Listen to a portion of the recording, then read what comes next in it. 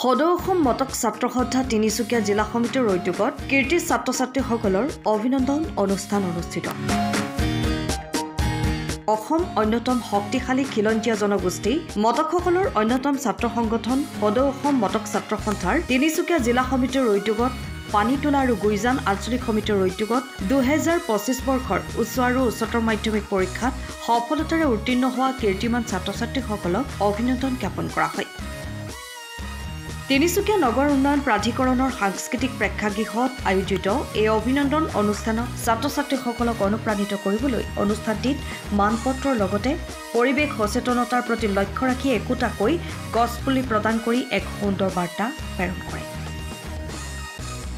এই অভিনন্দন অনুষ্ঠানটিত এই বৰ্ষৰ শিক্ষাৰ্থীৰে উত্তীৰ্ণ ছাত্ৰ-ছাত্ৰীৰ অভিভাৱকৰ লগতে বিভিন্নজন গণ্যমান্য ব্যক্তিৰ উপস্থিতিয়ে অনুষ্ঠানটো অতি মনোগ্ৰাহী কৰি তোলে।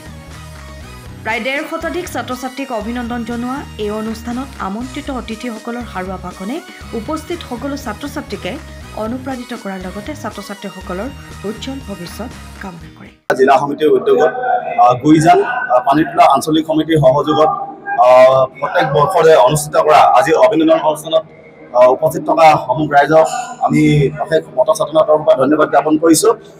বিগত বৰ্ষবোৰৰ দৰে আমি প্ৰত্যেক বছৰে মটক ছাত্ৰ সন্থাই যিসকল কীৰ্তি ছাত্ৰ-ছাত্ৰী আছে মটক জনগোষ্ঠীৰ অন্য জনগোষ্ঠীৰ যিসকল শিক্ষাৰ্থী উত্তীৰ্ণ হোৱা ছাত্ৰ-ছাত্ৰীসকলক আমি প্ৰত্যেক বছৰে আমি অভিনন্দন জ্ঞাপন কৰি আহিছোঁ। আমি আশা ৰাখিছোঁ মটক জনগোষ্ঠীৰ একমাত্ৰ ছাত্ৰ সংগঠনটোৱে শৈক্ষিক দিশটোক আমি বিশেষ গুৰুত্ব প্ৰদান কৰি আহিছোঁ। আমি এটাই আমাৰ লক্ষ্য আৰু উদ্দেশ্য যে জনগোষ্ঠীটোৰ যিবিলাক ছাত্ৰ-ছাত্ৰী তেওঁলোকে শৈক্ষিক উত্তৰণৰ স্বাৰ্থত তেওঁলোকে যিবিলাক তেওঁলোকৰ পদক্ষেপ আমাৰ পদক্ষেপ আছে আমি আমাৰ সতীৰ্থসকলে পদক্ষেপ গ্ৰহণ কৰিব লগতে আমাৰ ছাত্ৰ-ছাত্ৰীৰ লগতে আমাৰ অন্য জনগোষ্ঠী যিসকল তিনিচুকীয়া বেংগলৰ ৰাজ্যত বসবাস কৰিছে সেই ছাত্ৰ-ছাত্ৰীসকলৰ উত্তৰণৰ স্বাৰ্থত আমি সদায় পূৰ্ণ সহযোগিতা আগবঢ়াম বুলি আমি সদায় প্ৰস্তুত আছোঁ। লগতে এই অনুষ্ঠানটোৰ লগত সংগতি ৰাখি আমি বিশেষভাৱে যিবিলাক তিনিচুকীয়া অঞ্চলৰ যিবিলাক বিদ্যালয় আছে তেওঁলোকৰ প্ৰাংগণত আমি গছপুলি বৃক্ষৰোপণৰ কাৰ্যসূচী হাতত লৈছোঁ। ইতিমধ্যে এই কাৰ্যসূচী সফল ৰূপায়ণ হৈ গৈছে।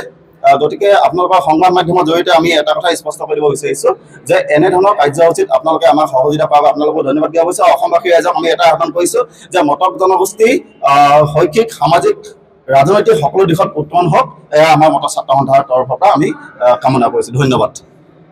সদৌ অসম মটক ছাত্ৰ সন্থা তিনিচুকীয়া জিলা সমিতিৰ উদ্যোগত গুইজান আঞ্চলিক সমিতি পানীতোলা আঞ্চলিক সমিতিৰ সহযোগত 2025 বৰ্ষৰ হাইস্কুল শিক্ষান্ত পৰীক্ষাৰ পৰীক্ষাৰ্থীসকলক সুখ্যাতিৰে যিসকলে অৱতীৰ্ণ হৈছে আৰু তেওঁলোকে যি সুনাম কঢ়িয়াই আনিছে সেইসকলক আমি সদৌ অসম মটক ছাত্ৰ সন্থা তিনিচুকীয়া জিলা সমিতিৰ তৰফৰ পৰা আমি আজি সম্বৰ্ধনা অনুষ্ঠান এটা আয়োজন কৰোঁ আৰু ইয়াত তিনিচুকীয়া জিলাখনৰ প্ৰায় ভালেসংখ্যক ছাত্ৰ-ছাত্ৰী আহি আজি ইয়াত উপস্থিত হয়।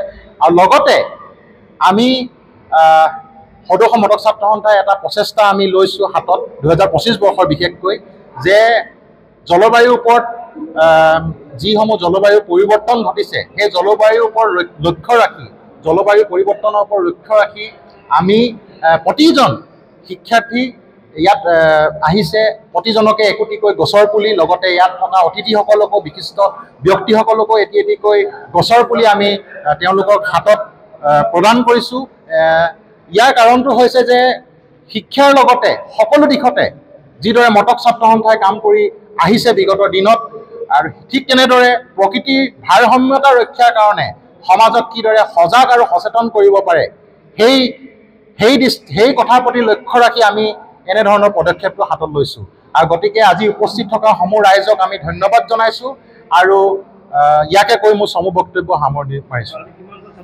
আজি প্ৰায় আমি 100-150 মান ষ্টুডেণ্ট আমি আমন্ত্ৰণ জনাইছিলোঁ। প্ৰায় ভালেমান সংখ্যক ষ্টুডেণ্ট আহিছে ইয়াত এই অনুষ্ঠানত। ঠিক আছে।